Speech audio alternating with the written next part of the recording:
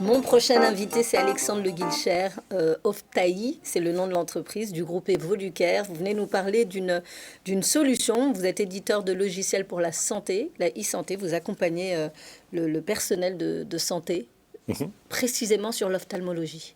Est-ce que vous pouvez nous en dire un peu plus? Plein d'autres choses, mais...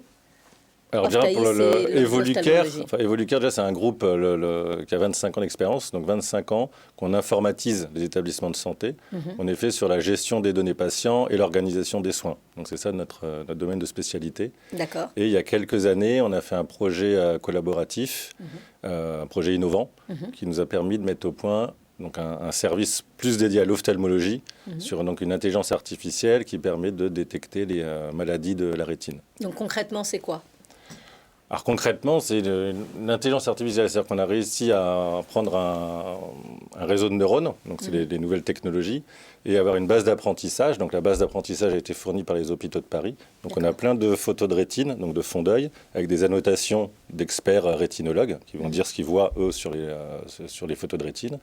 Et donc un laboratoire de recherche publique qui a mis au point une architecture neuronale qui a appris. Donc on lui a dit, là il y a quelque chose, là il y a ça, là il n'y a rien. Et au bout d'un moment, on crée un modèle.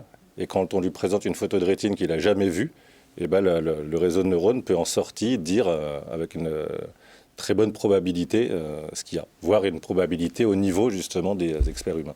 Donc c'est un outil sur lequel va s'appuyer le médecin, mais qui ne remplace évidemment pas la lecture qui est faite par le médecin aussi. En termes de fiabilité, ça peut tout à fait accélérer le process. Par rapport à ce qu'on recherche, c'est-à-dire est-ce qu'il existe une rétinopathie diabétique sur cette rétine et quel est le niveau de sévérité? À cette réponse-là, qui est une réponse assez fermée, notre offre Oftahi répond aussi bien que les experts rétinologues. On a fait des études cliniques pour montrer ça. Par contre, ça ne répondra pas aux autres questions et ça ne couvre pas les autres risques des autres pathologies. Donc il faut avoir un spectre très large pour pouvoir remplacer, on va dire, cette activité, sachant que l'activité, c'est du dépistage. C'est-à-dire que nous, on détecte un risque, et si on détecte un risque, on dit il faut aller voir un ophtalmologue qui, lui, va faire le diagnostic et la prise en charge. Okay. Donc vous alertez pour ne pas passer à côté d'une problématique qui aurait pu... Nous, l'objectif, c'est de regarder dans l'ensemble de la population mondiale quelles sont les personnes qui ont ce pathologie ou ce risque de pathologie pour justement les adresser aux ophtalmologues qui, eux, vont les prendre en charge. C'est une innovation française? Oui, tout à fait. Super. Et alors, sur laquelle je vois qu'il y a brevet sur 37 anomalies. Oui, alors ça, c'est la prochaine version parce que nous, on a déjà marqué CE, dispositif médical, donc déjà utilisable. La rétinopathie diabétique avec le niveau de sévérité et les DMLA, suspicion de glaucome. Et on a déjà un brevet donc, avec nos partenaires donc on va lancer ça l'année prochaine, où on va détecter 37 anomalies, donc 37 choses qu'on détecte dans la rétine qui nécessitent d'aller voir un ophtalmologue. D'aller voir un ophtalmologue. Et alors, vous avez une belle ambition, c'est de permettre d'organiser un dépistage massif et mondial.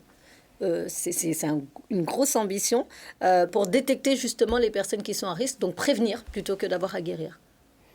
Anticiper, parce que juste, c'est ça. En fait, le dépistage, le principe du dépistage, c'est de détecter une pathologie qui n'a pas de signe fonctionnel.